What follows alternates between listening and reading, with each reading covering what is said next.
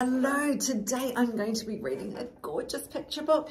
It's called The 7 Kites of Matariki. Let's make a start. The 7 Kites of Matariki.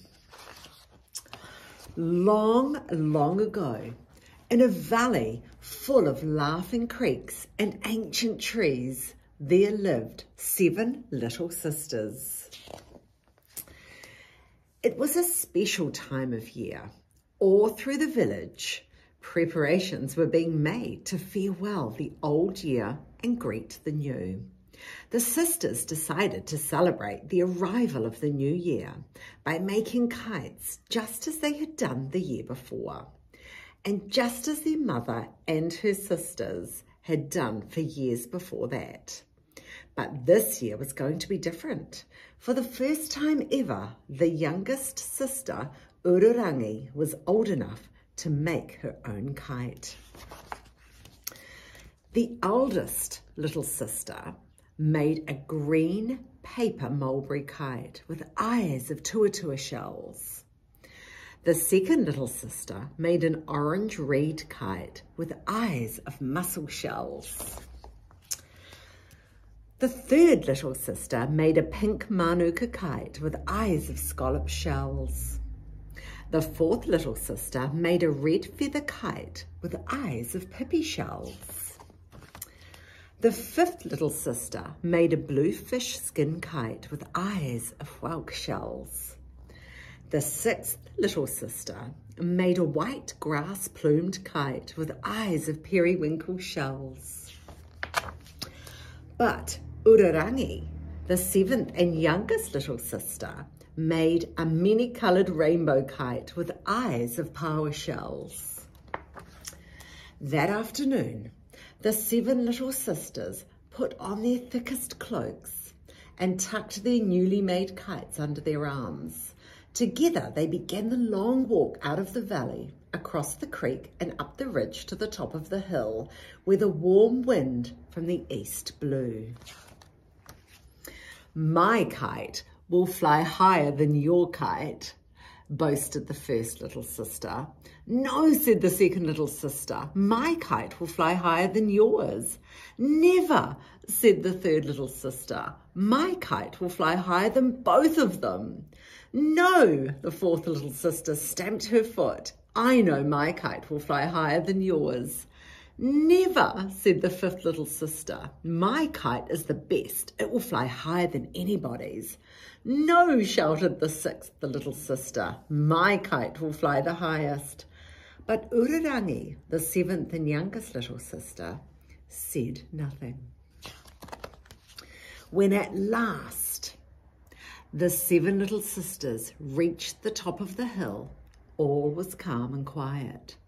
No warm wind blew from the east.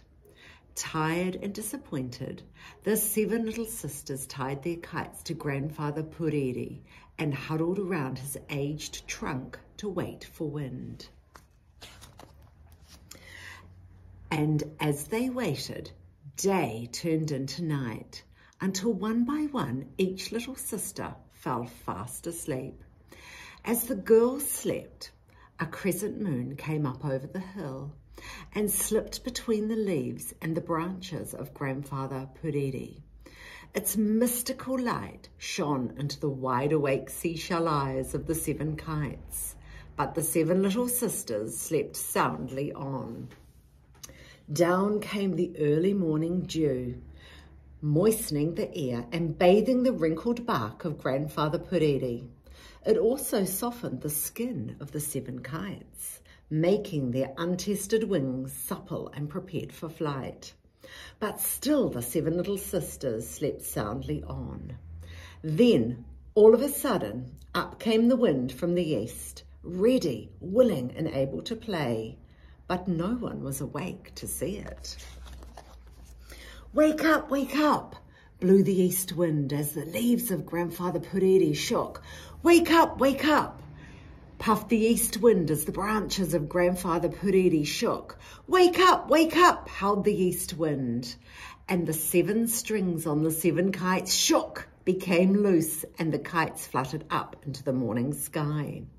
1, 2, 3, 4, 5, 6, 7 kites.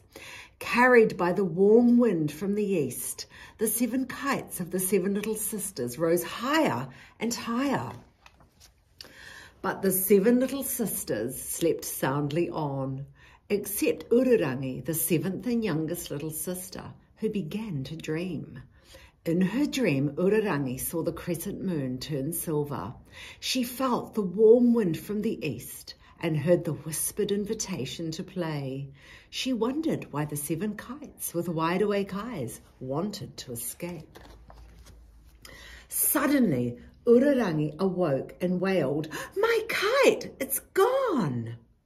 The other 6 sisters woke with a start, each one wailing, "My kite, it's gone too!"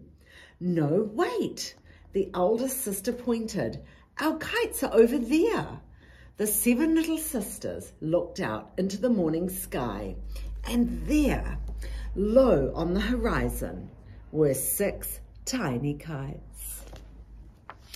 A green paper mulberry kite with eyes of tuatua shells, an orange reed kite with eyes of mussel shells, a pink manuka kite with eyes of scallop shells, a red feather kite with eyes of pipi shells, a blue fish skin kite with eyes of whelk shells, and a white grass-plumed kite with eyes of periwinkle shells.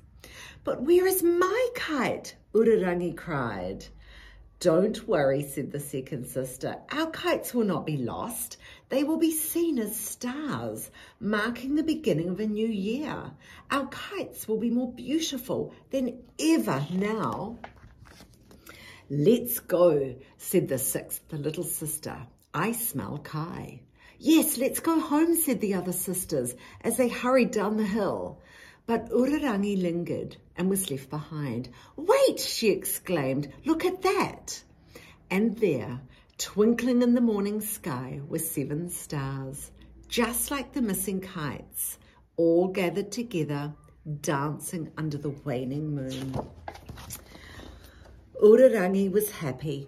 All by herself, she had seen the first appearance of Matariki, the cluster of 7 stars that, like the 7 kites of the 7 little sisters, lights up the morning sky at the dawn of the new year.